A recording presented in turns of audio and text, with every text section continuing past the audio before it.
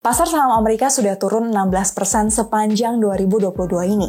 Saham-saham perusahaan besar malah lebih parah. Tesla udah turun 54%, Meta turun 66%, dan induk usaha Shopee turun 75%. Kapankah bear market ini akan berakhir? Apakah ini saatnya masuk? Ataukah worst is not over?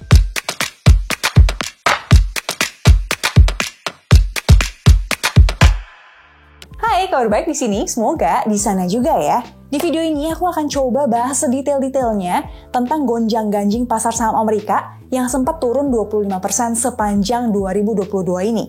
Kok bisa ya? Kayaknya sebagian besar kita udah ngerti kali ya kenapa, karena aku udah sering banget bahas di video-video sebelumnya.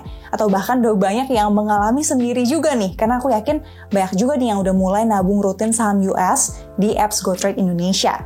Basically, inflasi itu udah naik terlalu tinggi di US sana ya. Dan Bank Sentral Amerika atau yang disebut The Fed itu naikin suku bunga dengan sangat-sangat agresif. Dan alhasil uang keluar dari pasar saham dan aset beresiko tinggi lainnya. Nah, FYI teman-teman, pasar saham Amerika atau singkatnya Wall Street itu secara resmi masuk ke dalam fase bear market di 13 Juni 2022. Pasar saham tuh bisa dibilang masuk ke fase bear market pas indeks saham negara itu udah turun 20% sejak awal tahun. Berarti udah 169 hari yang lalu kalau dihitung dari tanggal video ini dibuat.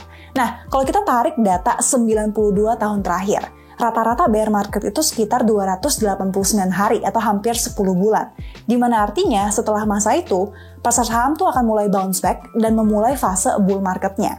Yang rata-rata bull market tuh sekitar 991 hari atau hampir 3 tahun. Jadi, kapan bear marketnya akan berakhir, Kak? Apakah sekarang waktu yang tepat untuk masuk? Nah, teman-teman, kalau kita belajar dari sejarah 92 tahun ini, rata-rata bear market itu kan sekitar 289 hari. Artinya masih ada 130 hari lagi atau sekitar 4 bulan ya menuju akhir dari bear market ini. Kira-kira sekitar bulan Maret 2023. Which is make sense sih menurut aku. Nah, salah satu alasan aku bikin video ini karena banyak banget yang DM dan nanya apakah market US ini akan balik arah setelah ngelihat rally 6% dalam 1 bulan terakhir ini di Oktober-November. Nah, in reality, sejarah tuh menunjukkan bahwa dalam setiap bear market akan ada yang namanya tuh false down rallies 4-5 kali, di mana market tuh bakal naik bentar untuk kemudian turun lebih dalam, atau simpelnya tuh harapan palsu. Jadi intinya teman-teman, nggak perlu FOMO kalau ngelihat marketnya kok mendadak naik lagi ya. Apalagi kalau alasan marketnya turun di awal masih valid dan belum berubah. Di bear market US 2022 ini aja udah ada 2 kali false down rallies di Juni Agustus dan di Oktober November ini. Well, tapi momen-momen volatile seperti ini sebenarnya bisa aja nih dimanfaatkan untuk yang trading ya. Nah, selain daripada itu, menurut beberapa institusi besar seperti Morgan Stanley dan Interactive Brokers, ekspektasi analis untuk keuntungan perusahaan-perusahaan di 2023 tuh masih ketinggian. Ketinggiannya tuh 12-20%. Nah, ini artinya cepat atau lambat, analis tuh akan menyesuaikan angkanya dan value pasar saham US akan semakin terlihat mahal. Nah, kalau kita coba mundur selangkah ya, Bank Sentral Amerika kan naikin suku bunga dengan sangat agresif karena inflasi udah terbang terlalu tinggi. Langkah ekstrim inilah yang berpotensi membuat ekonomi menurun dan kemudian resesi. Ini juga yang bikin penjualan dan keuntungan perusahaan-perusahaan di US tuh terancam tidak bertumbuh atau bahkan turun. Nah, aku mengerti kita semua tuh nunggu the end of bear market, yang menurut sejarah mungkin bisa kejadian di Maret 2023. Tapi who knows? Bisa lebih cepat dan bisa juga lebih lama. It's best untuk paham apa yang bikin marketnya gerak dan decide it's the end of the bear market. Jawabannya adalah Fed pivot. Belakangan ini jadi kata yang ramai banget di media, yang mana artinya Fed pivot adalah Bank Sentral Amerika tuh mengubah haluannya. Kalau sebelumnya tuh agresif banget naikin suku bunga, Fed akan disebut pivot kalau berhenti naikin suku bunga sekarang. Dan juga berlaku sebaliknya ya kalau Fed lagi nurunin suku bunga. Nah, Fed pivot ini bisa terjadi dalam 2 skenario besar menurut aku. Pertama, inflasi US tuh trennya menurun, sebagaimana yang udah kita lihat saat ini. Tapi data terakhir di Oktober 2022 masih lumayan tinggi ya, inflasi tuh di level 7,7%. Jauh banget di atas target The Fed yang 2% doang. Dan sayangnya, untuk inflasi bisa turun ya, kita tuh perlu melihat daya beli masyarakat US tuh menurun dan lebih sedikit lapangan kerja yang tercipta. Dan skenario yang kedua adalah adanya financial instability, seperti kasus Credit Suisse yang merebak baru-baru ini. Nah, sedikit intermezzo ya, CS atau Credit Suisse itu adalah bank terbesar kedua di Eropa. Mereka baru aja mem-PHK 9.000 orang karena kondisi keuangannya tuh yang bergejolak.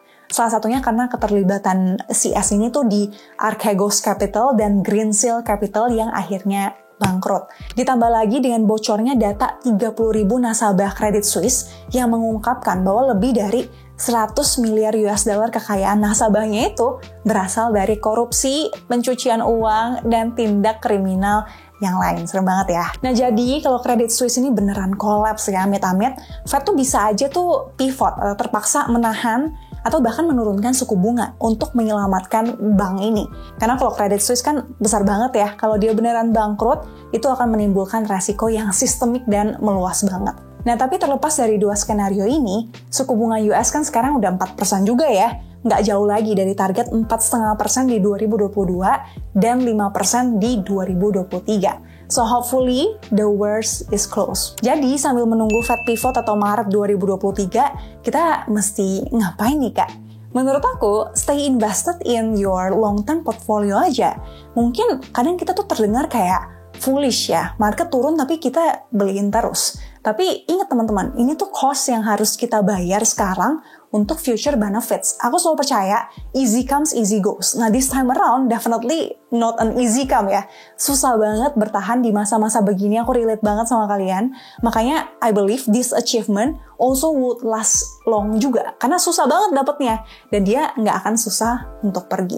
Nah, kalau teman-teman tuh tipe yang susah ngeliat porto yang merah terus, mungkin bisa panjangin aja nih nabung rutinnya.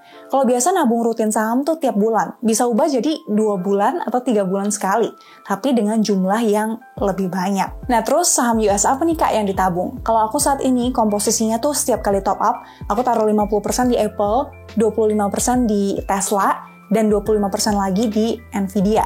Aku fokus nambah di 3 saham ini untuk alasan yang udah aku jabarin dengan lebih jelas di video yang ini ya. Nah, kalau kita lihat data lagi nih ya, teman-teman. Dalam 40 tahun terakhir, pasar saham US tuh cuma pernah 1 kali.